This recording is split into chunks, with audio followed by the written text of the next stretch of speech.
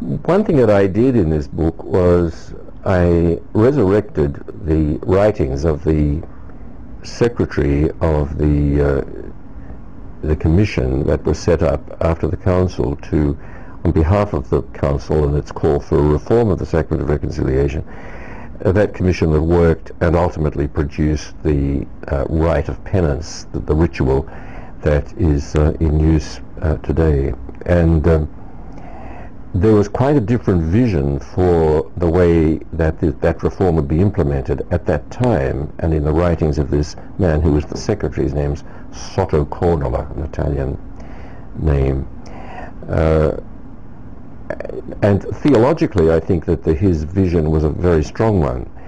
Well, in fact, things haven't gone that way, and the implementation has been largely back towards an understanding of the sacrament that existed prior to the conciliar reform.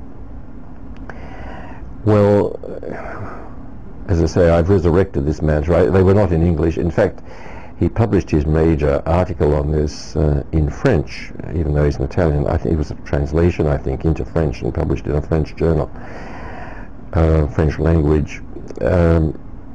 I largely built what I was saying in the book, partly from Karl Rahner, of course, but partly from this man too, and the vision that he had for the sacrament.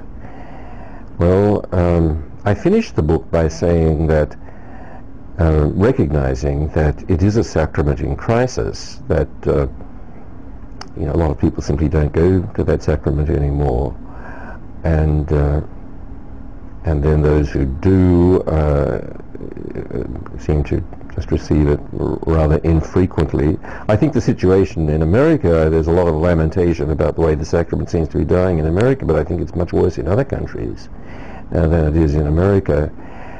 And I think that's the situation that Rome is addressing, mainly in the European situation, which they understand best, but also on the world front.